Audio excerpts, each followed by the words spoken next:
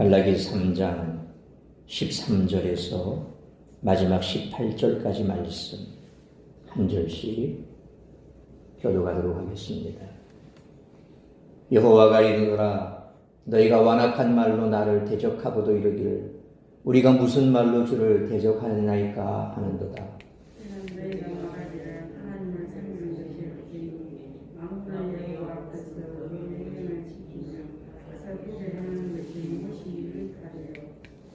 지금 우리는 교만한 자가 복되다 하며 악을 행하는 자가 번성하며 하나님을 시험하는 자가 화를 면한다 하노라 하니라.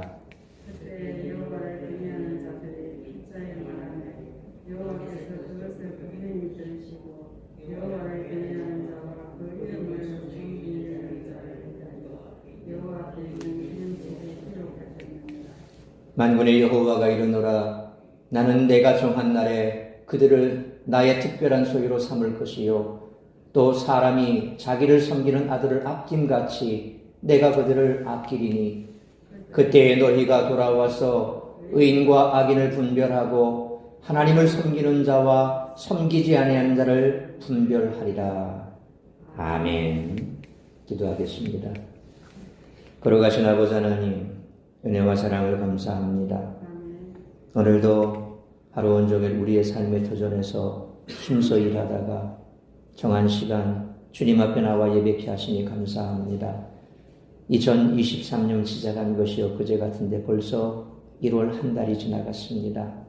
다시금 2월 첫 번째 주 수요 예배로 모였습니다. 하나님께서 우리에게 주신 바 그 말씀의 은혜가 계속해서 이어져 나갈 수 있도록 오늘도 말씀으로 우리를 새롭게 하여 주옵시고 회복이라고 하는 표를 우리가 2023년 정하고 달려가고 있습니다. 여전히 우리의 삶에 회복되지 못한 부분이 많이 있을 것입니다. 그러나 포기하지 아니하고 끝까지 믿음으로 주님 앞에 기도하며 나아갈 때에 분명 조금이나마 회복이 될 것이고 또한 계속해서 우리가 믿음으로 기도하고 간구하며 회복되기를 소망하며 주님 안에 있을 때에 말씀 안에 있을 때에 궁극적으로 우리의 모든 것이 회복될 줄 믿습니다. 걸어가신 아버지 하나님 이 시간에도 말씀 앞에 섰사오니 주의 음성 듣게 하여 주옵시고 이 땅 가운데 여러 가지 많은 문제로 인하여 주님을 떠나 있는 자들 또 육신의 질병으로 고통받아 주님으로부터 멀어져 있는 자들 근심 걱정 염려가 주님으로부터 멀어지게 하고 하나님과 우리 사이를 가로막고 있다면 주께서 그들을 불쌍히 여겨주시고 오늘도 아버지 하나님 그들의 삶 가운데 있는 그 모든 문제들 믿음으로 바라보며 주님 앞에 기도하고 간구하며 그 모든 문제들이 문제가 아니라 우리 하나님의 축복의 통로라 선포하며 말씀 붙들고 승리하는 우리 성도들 될 수 있도록 인도하여 주옵소서. 오늘 하루 온종일 나를 힘들게 하고 또 여전히 내 마음에 무거운 짐과 근심 걱정이 있다 할지라도 이 시간 주님 앞에 다 내려놓습니다. 말씀으로 이기게 하여 주옵시고 주님 주시는 힘과 능력으로 성령의 권능으로 그 모든 문제가 아니라 우리에게 축복의 통로가 될 수 있도록 인도하여 주옵시고 더 큰 믿음으로 역사하여 주시옵소서. 말씀의 은혜 가운데 젖어들 수 있도록 허탄한 곳에 마음 빼앗기지 아니하게 하시고 특별히 가정마다 다급한 소식 오가지 아니하도록 붙들어 주시옵소서. 이 모든 말씀 우리 주 예수 그리스도의 이름으로 기도하옵나이다. 아멘. 오늘 본문 13절로 18절은 질문하고 응답하는 형식의 마지막 논증입니다. 이 논증은 여호와께서 진실로 정의로우시며 악한 자들을 징계하시기 위해 행동하실 것이며 의인들에게 상급을 주실 것임을 강조하는 내용입니다. 17절 상반절에 내가 정한 날은 심판의 날이 하나님 편에서 이미 정해졌다는 것을 명시합니다. 악인에 대한 심판이 정해졌을 뿐만 아니라 그날까지 이미 정해졌다는 것입니다. 이러한 말씀은 심판의 임박성, 확실성 그리고 심각성을 극도로 고조시킵니다. 그날과 그 시는 하나님만 알고 계십니다. 말라기서에서 심각한 저주로 말씀하시는 것과 정확히 비례해서 그날은 반드시 속히 임할 것이며 도적같이 임할 것입니다. 하나님은 현세에서 의인들의 고통을 당신의 고통으로 받으십니다.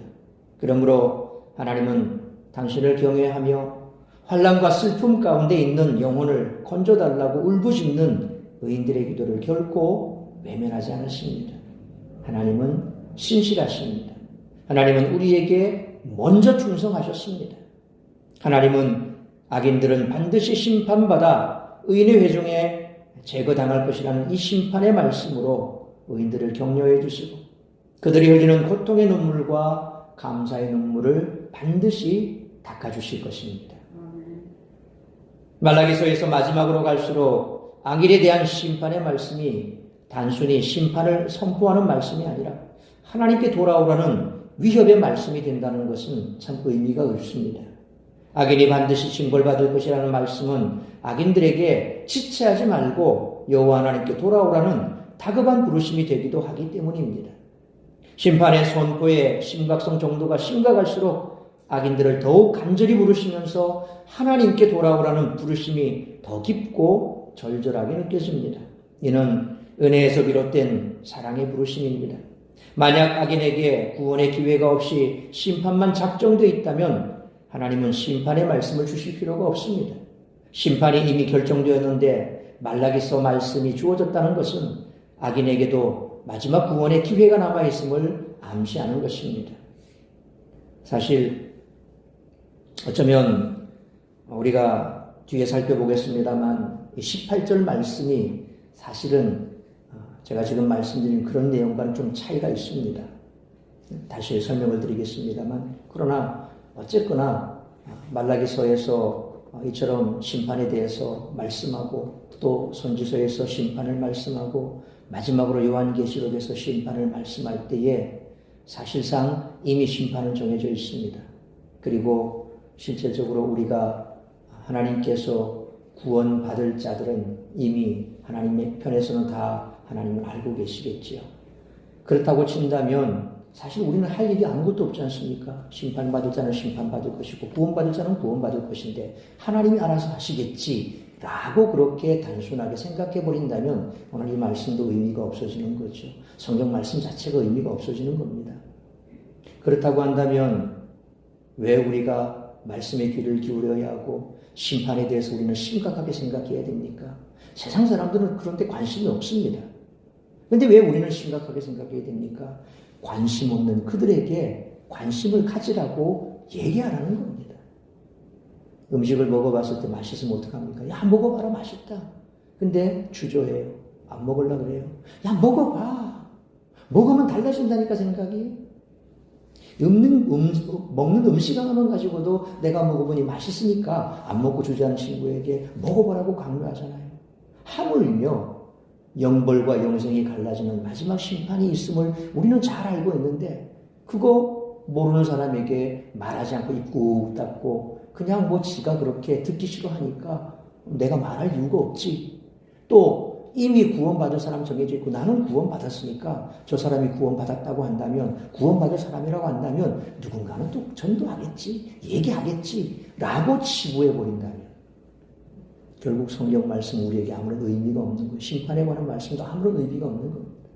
하나님의 마음은 그게 아니라는 겁니다.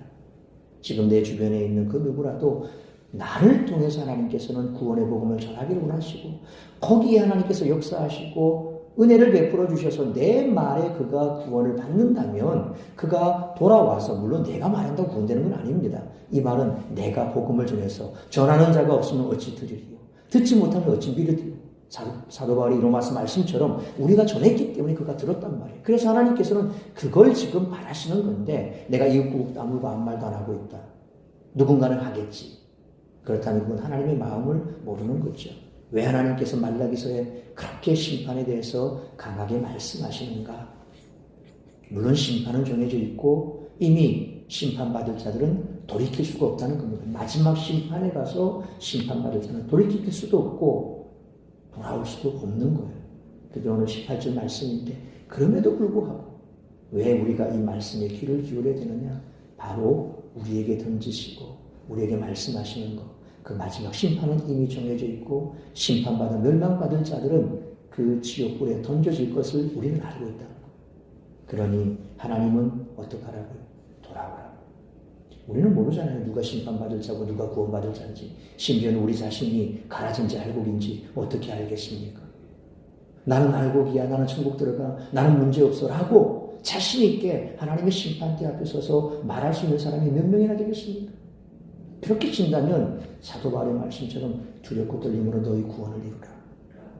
구원받았다라고 말하지만 그렇다면 믿음으로 구원받았는데 왜 이런 말씀을 하시느냐? 뭔가 좀 자꾸 앞뒤가 안 맞는 것 같지만 그건 우리가 더 주의 말씀에 붙어 있어야 되고 내가 포도나무에 가지인데 포도나무에 붙어 있는지 아니면 떨어져 있는지 지금 떨어질랑 말랑 달랑달랑 하고 있는지 알 수 없다는 거예요. 그래서 우리는 더 두렵고 떨림으로 구원을 이루기 위해 말씀 앞에 서야 하는 것이고 그 말씀이 우리에게 다급하게 다가왔다면 느긋하게 있는 사람에게 지금 곧 낭떠러지가 눈앞에 있는데 안개에 끼어서 아무것도 안 보이는데 나는 알고 있던 거예요. 그럼 어떻게 해야 돼요? 가지 말라고 붙잡아야 되잖아요. 감을 떨어져 죽는데 가만히 있을 겁니까? 붙잡아야죠. 돌아오라고 하나님이 말씀하시는 것. 그 마음을 우리가 알아야 된다는 겁니다. 그 약의 어느 부분과도 비교되지 않은 이 말라기서의 직설적이고 두렵고 급박한 심판의 말씀은 하나님의 큰 은혜와 큰 눈이 불타오르는 끓어오르는 그런 호소라는 사실을 기억해야 할 것입니다. 신앙생활을 하는데도 자신의 형편이 나아지지 않으면 열심히 신앙생활할 필요가 있나 하는 그런 회의가 들기도 하지요. 교회 봉사나 헌금이 큰 부담으로 느껴지기도 하고 또한 강한 거부감이 들기도 합니다. 말라기 선지자는 이런 생각이 잘못된 것임을 지적하며 분명한 메시지를 던지고 있습니다. 따라서 이와 같은 오늘 본문의 말씀을 통해서 우리들이 깨달아야 할 것은 첫째로 13절로 15절 말씀처럼 말씀과 다른 현실을 넘어 말씀대로 순종하는 삶을 살아야 한다는 것입니다. 하나님을 멸시하는 자들의 가장 심각한 특징이 하나님의 말씀에 적극적으로 대적하는 것으로 나타났습니다. 계속해서 그들이 하나님에 대해서 자꾸 토를 달고 그렇게 하나님 말씀 앞에 대적하잖아요. 언제 우리가 그랬습니까? 뭐 하나님 그렇게 하시는 게 맞습니까? 계속해서 하나님 앞에 토를 다는 거예요. 13절 말씀처럼 하나님은 너희가 완악한 말로 나를 대적했다라고 말씀하셨으나 그들은 우리가 무슨 말로 주를 대적했나이까? 라며 또다시 정면으로 반박했습니다. 그들은 이렇게 불경함의 극단을 보여주었습니다. 하나님은 그들의 완악한 말이 어떤 것인가를 알려주셨습니다. 당시 유대인들 중에서 하나님을 섬기는 것이 헛되다, 하나님의 명령을 지키는 것은 슬프게 행하는 것이다 라고 말하는 자들이 있었음을 지적합니다. 이것은 신정론적인 질문이었습니다. 그들은 하박국처럼 신정론적 질문으로 하나님께 반박하며 하나님의 대답을 요구했습니다. 그런데 그들의 신정론적 질문이 하박국의 그것과는 달리 하나님 보시기 악했다는 것은 이런 신정론적 질문을 가지고 자신들의 의로움을 끈질기게 하나님 앞에서 고수하려 했다는 거죠. 무슨 말이냐면 하박국이 하나님 앞에 외쳤던 게 뭡니까? 하나님, 우리는 하나님 앞에 하나님께서 택함 받은 우리는 하나님의 백성, 소위 말하면 자기들이 얘기할 때 우리는 의로운 자들이거든요. 예. 하나님 앞에 의인이란 말이에요. 택함 받은 백성이에요. 왜 하필이면 하나님께서 선택한 우리를 아무리 우리가 문제가 있다 할지라도 저 불의한 바벨론을 들어서 우리를 치려고 하십니까? 하나님께서 환상으로 보여주고 말씀을 하시고 그러니까 이제 하박국이 볼 때는 이게 말이 안 된다는 거예요. 왜 하나님의 백성을 불의한 저들을 통해서 심판하고 징계하려고 하십니까? 이게 옳은 겁니까? 하나님의 통치에 대해서 지금 불만을 터뜨리는 거예요. 하박국이. 그런데 하나님께서 하박국에게 하나님의 뜻을 전해주자 하박국은 그때서 깨닫게 되는 거죠. 돌이켜서 하나님 앞에 만약 하나님의 뜻이 그렇게 정해져 있고 그 뜻이 옳은 것이라면 하나님 뜻대로 이루어지길 내가 원합니다. 그러면서 마지막 부분에 우리가 잘 아는 것처럼 무화과나무에 열매가 없고 포도나무에 소출이 없고 논밭에 식물이 없고 우리의 양이 없고 그리할지라도 나는 하나님으로 인해서 기뻐할 것이다. 왜? 하나님은 공의로우신 분인 거예요. 불법한 저들을 들어서 우리를 징계하시지만 결국 그들도 하나님은 징계하실 거라는 거예요. 근데 오늘 이스라엘 백성들이 지금 말라기서에서 어떻게 나옵니까? 하나님께서 너희가 계속해서 나한테 반박을 하고 또 하나님을 섬기는 것이 헛되고 하나님 명령 지키는 것은 슬픕니다. 뭐 이렇게 얘기를 하는데 그거 하나님 앞에 옳은 것이냐? 책망하죠. 그런데 그럼에도 불구하고 우리가 언제 그랬습니까? 하나님 앞에 끝까지 그들은 자신의 의를 끈질기게 붙들고 우리는 안 그랬습니다. 하나님은 뭔가 착각하고 있네요. 하나님 잘못 생각하고 있네요. 하나님 그렇게 말씀해도 되는 겁니까? 상황을 보십시오. 우리 상황이 지금 이런 상황인데 하나님께서 지금 이렇게 만드신 거 아닙니까? 뭐 이렇게 지금 하나님 앞에 대드는 거죠. 심지어 15절 말씀처럼 율법을 어겨야 잘 산다. 율법이 금지하고 있는 교만과 악과 하나님을 시험하는 행위를 하는 자들이 오히려 복을 받고 번성하며 재앙에서 벗어난다. 뭐 이런 말을 하는까지 사람이 있더라는 거였어요. 하나님을 섬기는 삶, 곧 신앙생활이 아무런 유익이 없다고 주장하는 것인데 말라기 선지자는 이러한 주장이 하나님을 대적하는 행위라고 규정하고 있습니다. 그렇죠? 어떻게 말씀을 어기고 말씀을 지키지 않는 그런 악과 교만한 것이 복이 되고 번성하고 재앙에서 벗어나는 길이다. 이게 어떻게 하나님의 백성이 할 말입니까? 소위 예수 믿는다고 하면서 야 말씀대로 살면 안 돼. 그죠? 말씀대로 산다고 그거 다 되는 거 아니야. 적당하게 하고 적당하게 하고 그렇게 해야지 제대로 사는 거지. 우리 믿는 사람들도 그런 생각을 가지고 있어요. 믿어도 적당하게 믿어라. 그거 완전히 광신자처럼. 그런 이제 안 믿는 남편들 보면 분들에게 너 광신자처럼 그러지 마라. 그들 눈에 보면 수요일 예배 가고 새벽 예배 가고 주일 예배 안 빠지고 막 이런 거 광신자라 그래요. 11주 한다. 야 지금 우리 형편이 어떤데 11주 하고 앉았어 이거. 광신자라 그래요. 근데 적당하게 하면 그들 말대로 잘 되는 것 같죠. 결론이 어떻게 됩니까? 망하는 겁니다. 적당하게 양다리 걸치면 어떻게 됩니까? 가랭이 찢어집니다. 외줄 타는 것도 힘든데 그 양다리 걸치면서 이렇게 가다가 더 이상 이제 발이 안 닿으면 어떻게 됩니까? 떨어져 죽는 거예요. 외줄은 그대로 타면 잘 타면 가. 양쪽 줄 걸치고 가다 보면 이거 내가 이제 내 다리가 이제 더 이상 버티지 못하면 떨어지는 거죠. 우리는 그렇게 위태위태하게 신앙생활해요. 양다리 걸치고 적당하게 세상 눈치 봐가면서 또 예수 믿으니까 또 천국 가는 거 또 믿어야 또 구원받는다고 또 아니까 또 믿어야 되는데 도무지 이거 믿는 게 이게 제대로 안 되는 거예요. 내 생각대로 뭐가 안 돼. 믿으면 안 될 것 같아. 내가 지금 나가면 이 믿음대로 간다면 이게 믿지고 손해볼 것 같아. 그러니까 주일날 문을 열어놔야 되고 불 켜놔야 되고 불철주야 그냥 막 주일 예배 한 번 드리고 나머지 날은 그냥 내가 쌍코피 터지도록 일을 해야 뭔가 되는 거예요. 여러분 쌍코피 터지도록 일을 해가지고 병들어서 너무 죽으면 어떡합니까?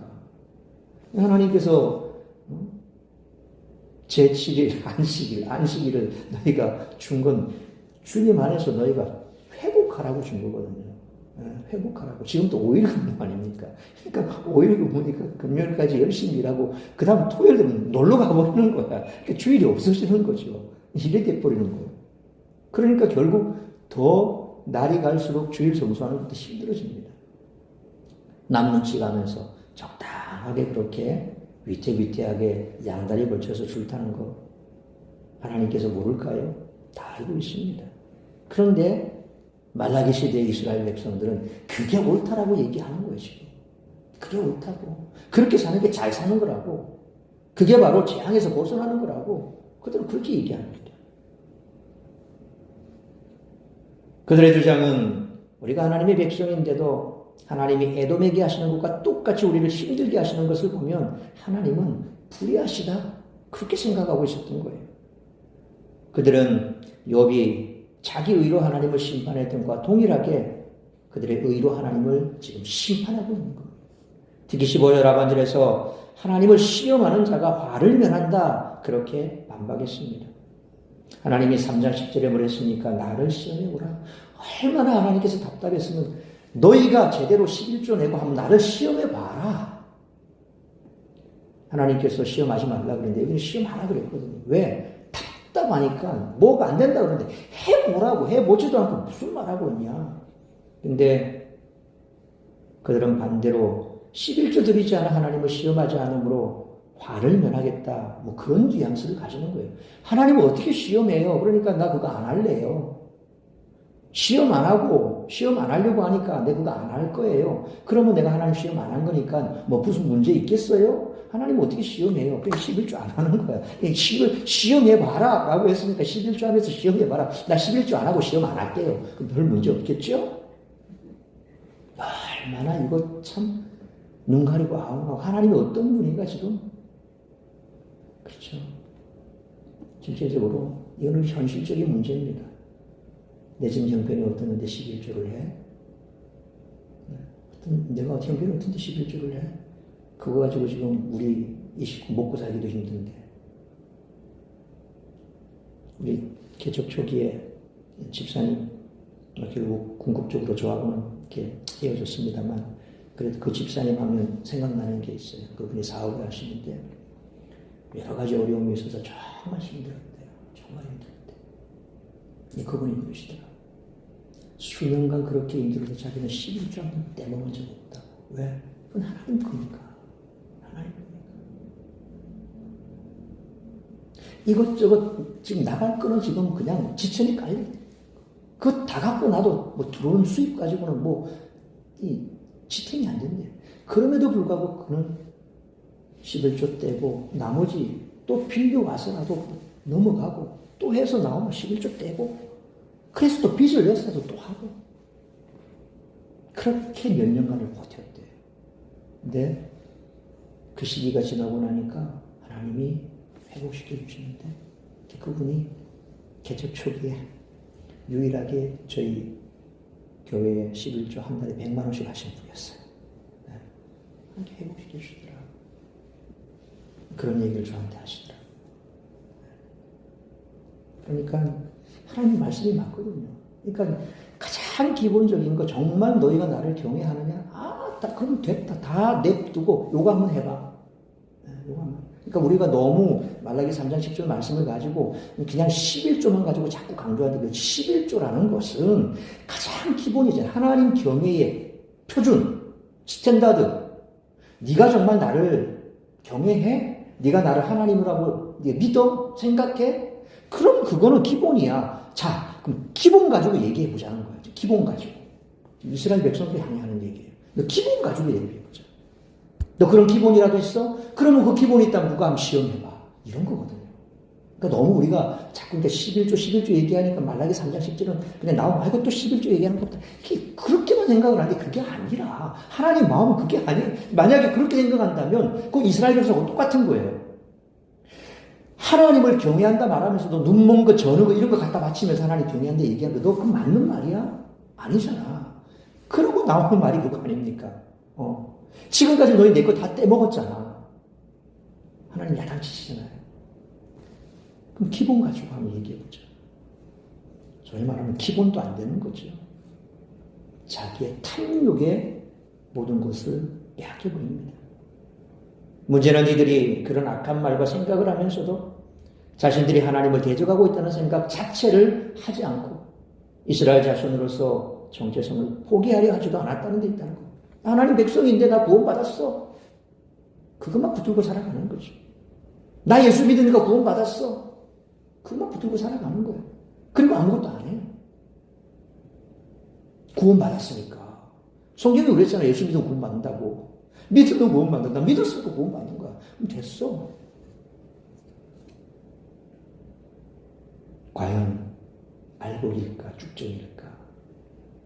포도나무 가지에 붙어있는 가지일까 떨어진 가지일까?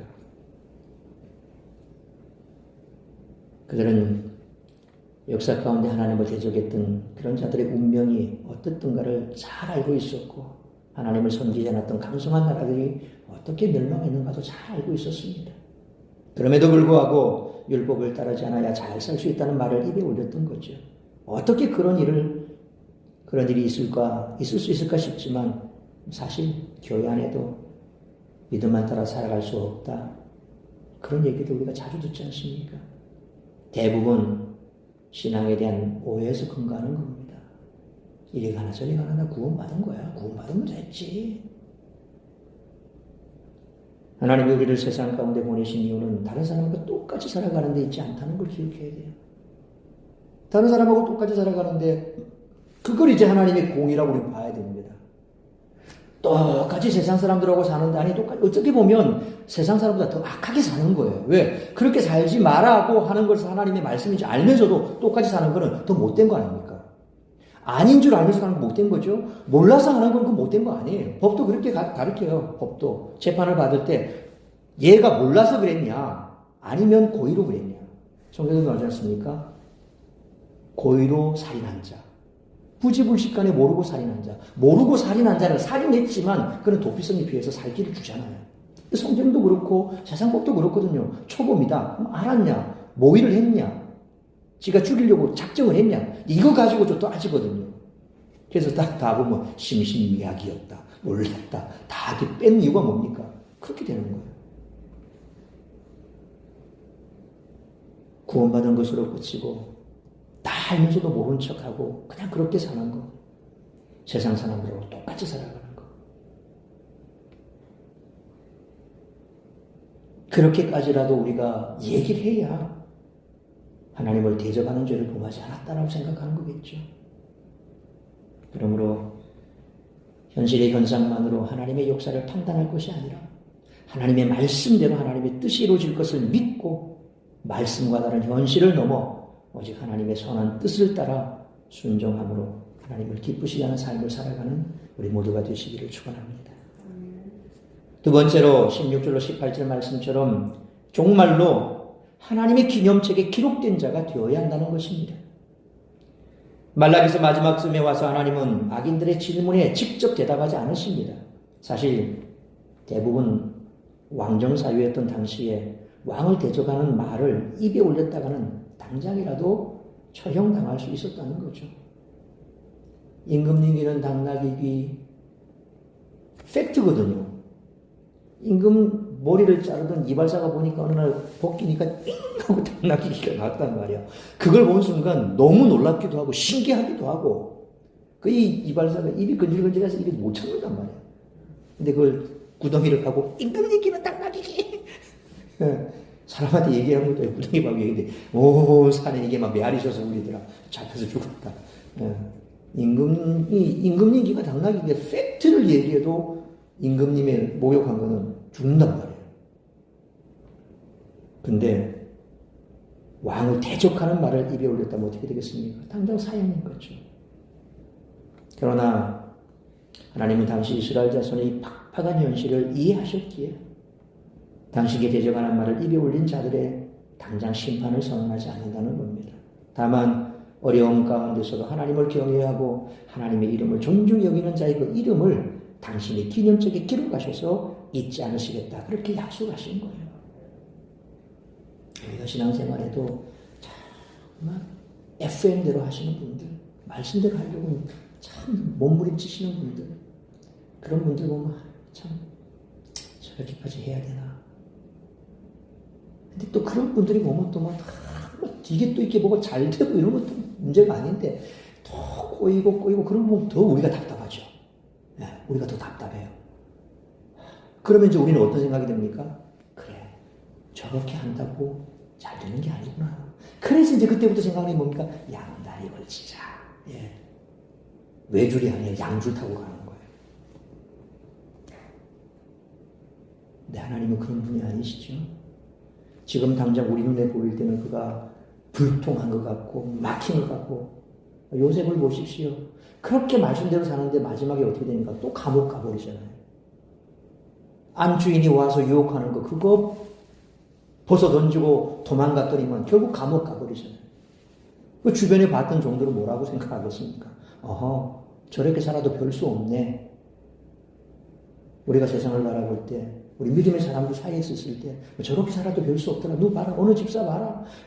그렇게 열심히 새벽기도 가도, 이제 자식들 봐라. 맨날 대학 떨어지고, 신분 입사 떨어지고, 뭐 떨어지고, 뭐 아프고 병, 안 되잖아. 대충 살아도 돼. 뭐 이렇게 돼버리는 거예요. 하나님은 어떻게 되는 겁니까? 대충 살아도 된다고 지금 말씀하시는 거예요. 우리는 지금 당장 눈에 보이는 것마저 판단해 버리는 거예요. 우리 눈에 보이는 게 답니까? 그 믿음은 뭡니까? 눈에 보이기 때문에 믿는 겁니까? 아니잖아요. 오늘 내 삶이 여기서 끝나는 게 아니지 않습니까? 내 삶만 가지고 세상이 끝나는 겁니까? 우리 자식들은 어떻게 되는 겁니까? 그래서 우리는 사과나무를 심는 그런 마음으로 신앙생활 해야 되는 거예요. 내 이때에 내가 믿어서 내가 잘 되는 것이 아니라 내가 믿음의 본을 보여서 내 자식들이 그 믿음의 본을 보고 그 자식들이 그 열매를 따먹을 수 있도록 해주는 거, 그럼 난 죽어야 되죠. 하나의 미랄이 돼야 되는 거예요. 예수님이 그렇게 미랄이 되셨잖아요. 믿음의 조상들이 다 그랬잖아요. 믿음의 조상들은 그 당대에 뭔가 크게 된 사람들 몇 명 없어요. 그리고 그들 또한 고난을 같이 받았거든요.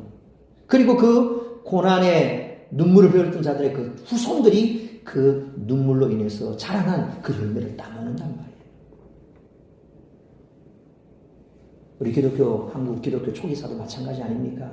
예수 믿다가 목 잘려버리고 죽고, 초대교회도 그렇거든요. 예수 믿다가 그냥 산채로 불에 태워주고 짐승에게 찢겨 죽고 다 그래 죽고 나갔고 400년을 카타콤의 지하 무덤 속에 거기에 땅굴 파고 들어가서 살았고, 그래서 기독교가 이렇게 된 거거든요.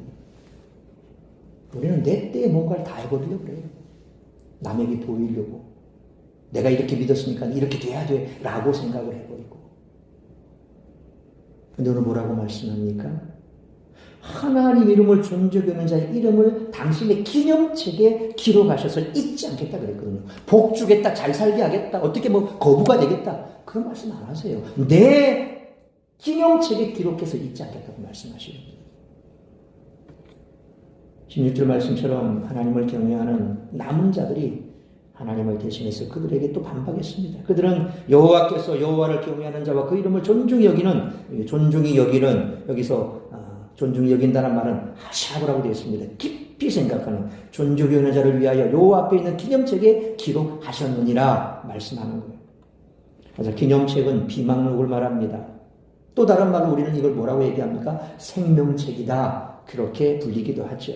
그래서 하나님의 기념책은 하나님이 크고 흰 보좌, 백보좌라고 그럽니다. 그 심판하실 때, 종말 때까지 계속해서 지속됩니다. 의인과 악인을 기록한 생명책에 관한 언급은 참 요한계시록에 보면 참 많이 나옵니다. 계시록 3장 5절에 보니까 이기는 자는 이와 같이 흰옷을 입을 것이요 내가 그 이름을 생명책에서 결코 지우지 아니하고, 또한 요한계시록 13장 8절에 보면 죽임을 당한 어린 양의 생명책에 창세 이후로 이름이 기록되지 못하고 이 땅에 사는 자들은 다 그 짐승에게 경배하리라. 하나님의 이름 생명책에 기록되지 못한 자는 결국 배도하고 만나는 겁니다. 또한 요한계시록 17장 8절에 보면 창세 이후로 그 이름이 생명책에 기록되지 못한 자들아, 20장 12절에 보면 또 내가 보니 죽은 자들이 큰 자나 작은 자나 그 보좌 앞에 서 있는데 책들이 펴 있고 또 다른 책이 펴졌으니 곧 생명책이라. 죽은 자들이 자기 행위를 따라 책들에 기록된 대로 심판을 받으니. 20장 15절에도 누구든지 생명책에 기록되지 못한 자는 불못에 던져지더라. 21장 27절에 오직 어린 양의 생명책에 기록된 자들만 들어가리라. 어디? 천국에 들어간다. 하나님은 전지전능하시고 하나님의 지혜는 결코 인간이 도달할 수 없는 높은 곳에 있으므로 하나님께는 비망록이 필요 없습니다. 사실상 이 생명책에 기록됐다, 뭐 하나님께서 우리같이 머리가 나빠서 다 기록해야 된다, 지금까지 수천 년의 세월이 흘렀는데 이거 기록 안 하니까 아마 다 까먹었다, 그런 의미로 지금 말씀하는 게 아니죠. 기념책에 제시된 것은 하나님이 의인을 결코 버리지 아니하시고 온전하게 구원하실 것이라는 확신을 심어주기 위한 하나의 방편이라는 거예요. 거기에 기록되어 있다. 우리는 말한 거하고 기록한 거 차이가 나잖아요. 구두 언약도 언약인데 이거 말 바꿔버리면 그만해요. 나 안 했는데 누구 다른 사람 없어. 내가 했어 안 했어? 안 했어. 그때 같이 있었는데 그래서 안 했어. 없어지는 거예요. 근데 글로 쓰는 건 어떻습니까? 이거는 변기할 수 없는 거예요. 기념처는 바로 그런 거예요. 하나님께서 결코 잊어버리지 않는다. 구원하실 것이다. 이 확고한 믿음은 우리의 연약함을 짊어지시는 하나님과 친숙한 관계를 누리도록 계속해서 격려하는 겁니다. 이러한 신실한 믿음은 여호와 경외함에 기초하고 있는 겁니다. 하나님은 17절 말씀처럼 그 의인들을 뭐라고요? 특별한 소유로 삼으실 것이다. 그렇게 말씀하셨습니다. 여기서 특별한 소유로 번역된 히브리어 세굴라라고 하는 말은 왕의 보물을 가리킬 때 쓰는 겁니다. 우리는 왕의 보물이에요. 때때로 하나님의 백성으로서 이스라엘의 특별한 지위를 가리킬 때도 바로 특별한 소유, 세굴라라는 표현을 합니다. 하나님은 아들을 아낌같이 내가 그들을 아끼리니라고 말씀하셨습니다. 아끼다라고 번역된 히브리어 하말은 같이 슬퍼하다, 불쌍히 여기다, 남겨두다라는 뜻입니다. 하나님은 의인을 향한 긍휼을 부자관계의 비유로 설명하셨습니다. 하나님은 의인들의 고통을 친밀하면서도 완전하게 헤아리고 계셨던 것입니다. 그러므로 하나님이 악인들을 징벌할 때 의인들은 끝까지 하나님 경외함을 생명같이 여겼던 신실함에 대해 하나님으로부터 보상을 받을 것입니다. 왜냐하면 하나님은 정의로우시기 때문에 그렇습니다. 그래서 우리가 믿음대로 끝까지 지켜나가면 마지막 결과는 내가 그 단맛을 보지 못하더라도 내 후손은 그것보다 더 하나님이 축복하시는 거예요. 이제 18절 말씀은 오늘 본문의 결론 부분입니다. 여기서 의인이라고 번역된 히브리어 차디크는 의롭게 행동하는 자가 아니라 하나님과의 관계를 소중히 여기고 하나님을 경외하는 자, 하나님과의 관계를 소중히 여기고 하나님을 경외하는 자, 그가 뭡니까? 차디크 의인이란 말이에요. 그리고 악인으로 번역된 히브리어 라샤는 사악한 자로 번역한 것이 참 적당합니다. 왜? 그냥 악인이 아니라 사악하단 말이에요. 이는 하나님을 대적하는 자지. 그러니까 하나님을 대적하니까 그냥 악인이 아니라 사악한 자인 거예요. 따라서 이들은 윤리적, 종교적 행위가 아니라 하나님과의 관계에 따라 결정이 되는 거예요. 사악한 자 뭡니까? 하나님을 대적하는 자예요. 근데 의인은 뭡니까? 하나님의 말씀대로 그리고 하나님께서 하나님과의 관계에 있어서 소중히 여기고 경외하는 자라는 거예요. 그게 의인이라는 겁니다. 네, 18절 말씀을 또 원문의 뉘앙스를 최대히 살려서 번역하면 이렇습니다. 그때에 너희는 의인과 악인 사이의 차이를 그리고 하나님을 섬기는 자와 섬기지 않는 자의 차이를 다시 한번 볼 것이다. 18절 말씀을 히브리어 원문을 그대로 그 의미를 살려서 번역하면 그때에 너희는 의인과 악인 사이의 차이를 그리고 하나님을 섬기는 자와 섬기지 않는 자의 차이를 다시 한번 볼 것이다. 이렇게 됩니다. 우리 개역개정 성경에 보면 너희가 돌아와서 라고 되어 있죠. 너희가 돌아와서 이 표현이 제시되어서 마치 악인들이 훗날 여호와 앞에 회개하고 돌아오는 듯 그런 의미로 볼 수 있는데 이미 심판은 정해졌습니다. 심판날이 정해졌고 심판 때가 되면 돌이킬 수 없다는 거예요. 그죠? 하나님의 심판날이 와서 심판 때가 됐는데 어떻게 돌이키겠습니까? 돌이킬 수 없는 거예요. 근데 이게 본문이 이제 이렇게 너희가 돌아와서 라고 되어 있으니까 이제 좀 오해가 생기는 겁니다. 오늘 본절에 보니까 너희라고 되어 있는데 이 너희가 하나님을 경외하는 사람을 지칭하는 것인지 혹은 악인을 지칭하는 것인지 사실 확실히 알 수가 없습니다. 그러나 이쪽이든 저쪽이든 어느 쪽이 되었든 간에 하나님을 섬기는 자와 섬기지 않는 자의 차이를 분명히 보게 된다라는 사실을 오늘 본문이 말씀하고 있습니다. 이러한 사실은 우리가 4장 1절로 3절을 보면 더 분명해지죠. 이제 만군의 여호와가 이르노라 보라 용광 노풀 같은 날이 이르리니 교만한 자와 악한을 행하는 자는 다 지푸라기 같을 것이라 그 이르는 날에 그들을 살라 그 뿌리와 가지를 남기지 아니할 것이다. 마지막 심판 때 이렇게 된다는 거예요. 그죠?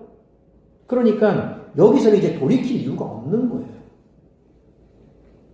그리고 이 너희라는 말이 악인이든 의인이든 어쨌든 그 날이 되면 하나님을 경외했던 자, 하나님과의 관계가 돈독하고 하나님을 경외했던 자, 그런 자들은 의인이 되어서 바로 사악한 자들이 맞을 결말을 똑똑히 볼 것이고 그들 또한 의인이 받는 그 하나님의 상을 똑똑히 볼 것이고 그때 가서는 그 차이가 그렇게 벌어진다라는 거죠. 여기 보면 그때 너희가 돌아와서 라고 번역된 히브리어 웨샤브템이라고 하는 말이 있습니다. 이 웨샤브템이라고 하는 말은 와보, 이거 그리고 라는 뜻이 있어요. 그리고 샤브템의 원형은 슈브입니다. 슈브. 돌아오다, 돌아가다 라는 뜻이 있습니다.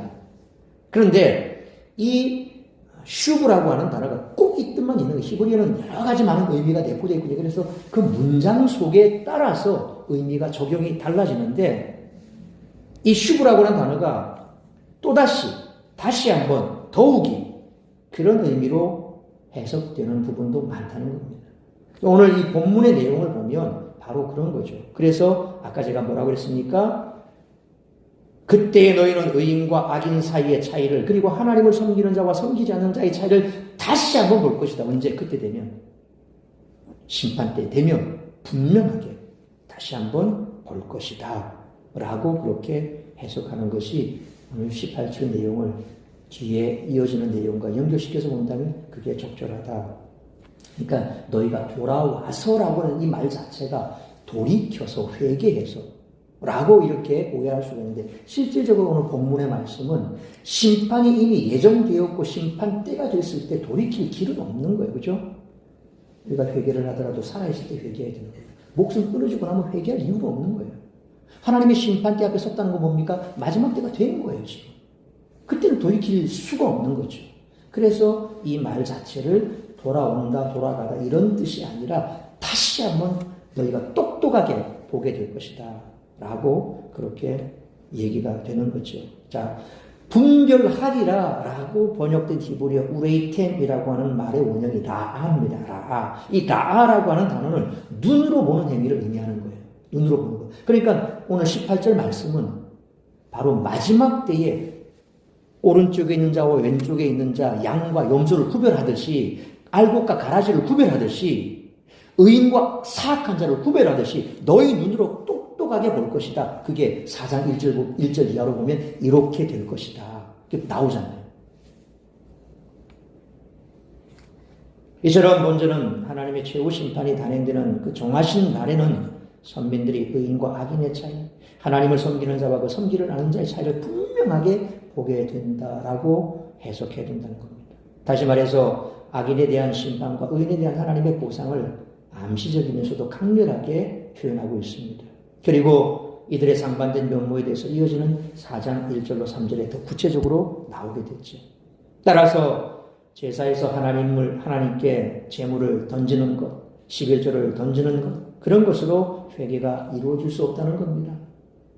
본질적으로 하나님을 두려워하는 낮은 자리에서 자신의 전부를 던지는 그런 신앙적 모험과 결단을 해야만 된다는 거죠. 종말의 때에는 하나님의 혹독하고 냉엄한 심판으로 어떤 타협점 없이 완전히 둘로 분리된 의인과 악인들을 분명히 보게 될 것입니다. 양이냐, 염소냐, 알곡이냐, 가라지냐. 또한 악인들을 짓밟고 이기시는 하나님의 승리에 우리가 함께 참여함으로 영광을 얻는 의인들을 악인들은 절망과 통곡 가운데 올려다보게 될 것입니다. 소위 말하면 거지 나사로와 부자의 귀에서처럼. 나사로를 명해서 손에 서늘한 냉수 하나 찍어서 내 입에 좀 갖다 대게 주십시오. 할 수 없는 거예요. 하나님의 은혜에 참여하는 우리는 하나님의 경외에 대한 영원한 상급을 받는 면류관을 하나님 보좌 앞에 이제 우리가 던지게 될 것입니다. 그러므로 정말로 하나님과의 관계를 소중히 여기고 하나님을 경외하는 의인으로서 하나님의 기념책에 기록된 우리 모두가 되시기를 축원합니다. 사랑하는 성도 여러분, 우리가 살아가는 세계는 우리가 어떤 존재를 의지하고 있느냐에 따라 변화됩니다.